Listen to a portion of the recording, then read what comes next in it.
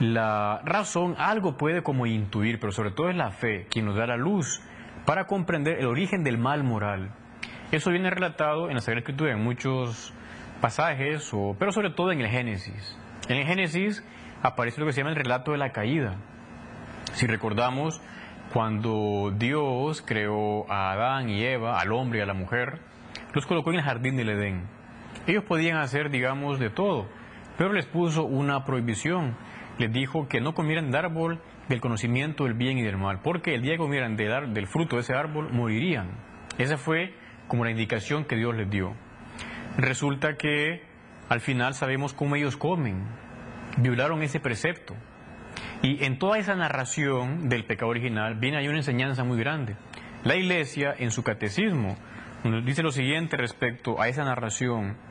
Dice que el ser humano solo puede vivir en la forma de libre sumisión a Dios.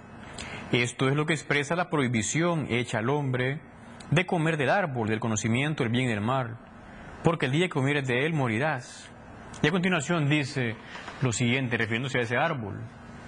El árbol del conocimiento del bien y del mal evoca simbólicamente el límite infranqueable que el hombre en cuanto criatura debe reconocer libremente y respetar con confianza.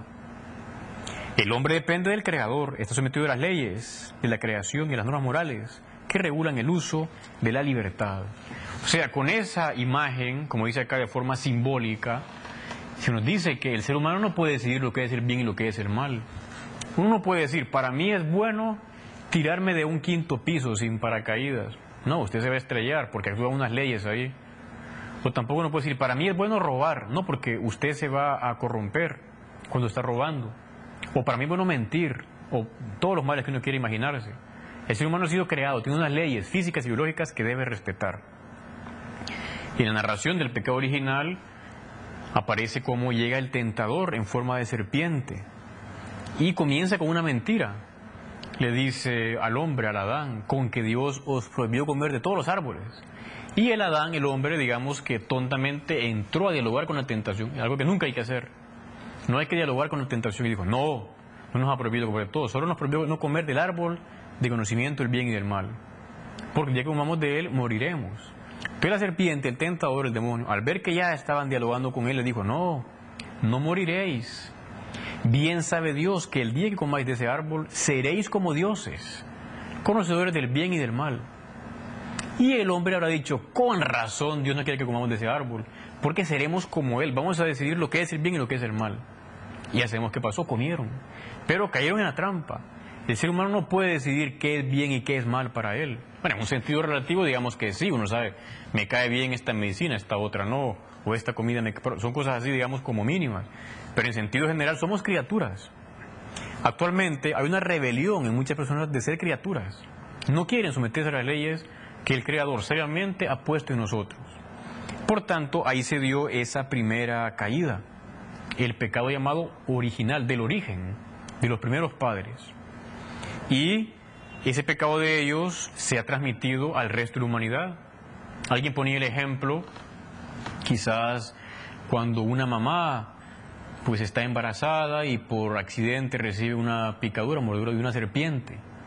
Y puede que ese veneno genere una enfermedad en el hijo o nazca ciego. Bueno, efectivamente no fue culpa de ese niño que fuera picado por la serpiente. Sin embargo, lo recibió así. Más o menos es como una manera de entender. Nosotros nacemos con una naturaleza herida que tiende al mal. No tenemos una naturaleza que está totalmente corrompida, como piensan algunos cristianos, sobre todo a partir de Lutero. No, una naturaleza que está herida, que tiende al mal. Por eso tenemos a veces deseos malos, de envidia, de enojo, sensualidad desordenada, porque tenemos como esa herida. La pregunta es, ¿cómo se ha dado esa transmisión del pecado original? La Iglesia es sincera y explica también en el Catecismo las dificultades que hay para entender esa transmisión. Dice lo siguiente, hablando de cómo se ha dado esa transmisión, dice, por esta unidad del género humano, en la que somos como el cuerpo único de un único hombre, todos los hombres están implicados en el pecado de Adán. Sin embargo, la transmisión del pecado original es un misterio que no podemos comprender plenamente. O sea, siempre hay ahí como un margen o una zona de misterio. Incluso teníamos nuestra naturaleza o inteligencia herida, no es fácil de entender. El tema es que sí venimos con esta tendencia al pecado, fruto del pecado original. Allá en el siglo XVII, un gran matemático, pensador, Blaise Pascal, decía más o menos algo así como: sin el pecado original nada se entiende, con el pecado original todo se entiende. O sea, con razón, venimos como con defecto. Y hay que estar atentos para dominar esos defectos. Suele explicar la teología católica que el pecado original se le llama pecado en sentido análogo o amplio, porque no es un pecado, digamos, personal. Nosotros no lo cometimos. Más que un acto, es un estado que hemos recibido. Pero el tema es que está ahí. Y hay que saber cómo uno debe comportarse. Por otra parte, es un grave error ignorar las consecuencias de ese pecado. Hay gente que dice: no, cada quien que actúe como le dé la gana, o que actúe como le nazca, o sé tú mismo. Bueno, depende.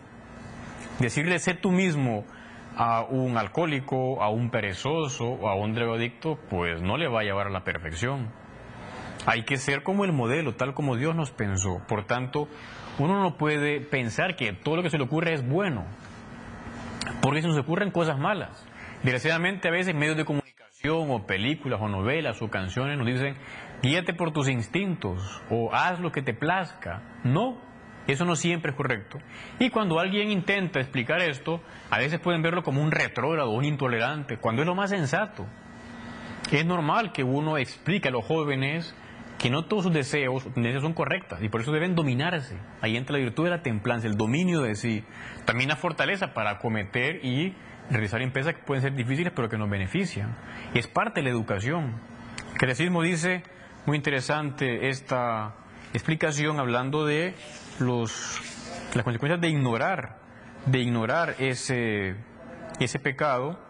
Dice que entonces acarrea graves daños para la sociedad.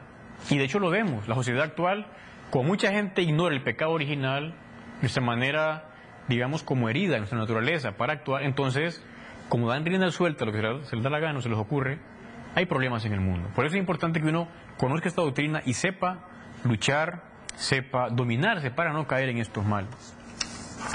Pasamos a otra consideración y que es muy sensata.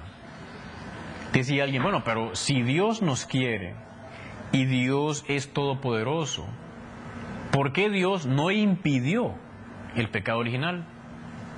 O sea, si Dios nos quiere tanto, ¿por qué no impidió el pecado original? Es una pregunta que se la han hecho muchas personas y también aparece en el catecismo. Viene una respuesta dada ya en el siglo V por San León Magno, el Papa Santo, el Papa San León. Dice: la gracia inefable de Cristo nos ha dado bienes mejores que los que nos quitó la envidia del demonio. Es también un misterio, en el sentido de decir, bueno, Dios sabe más. El pecado original fue consecuencia de la libertad humana. Aquí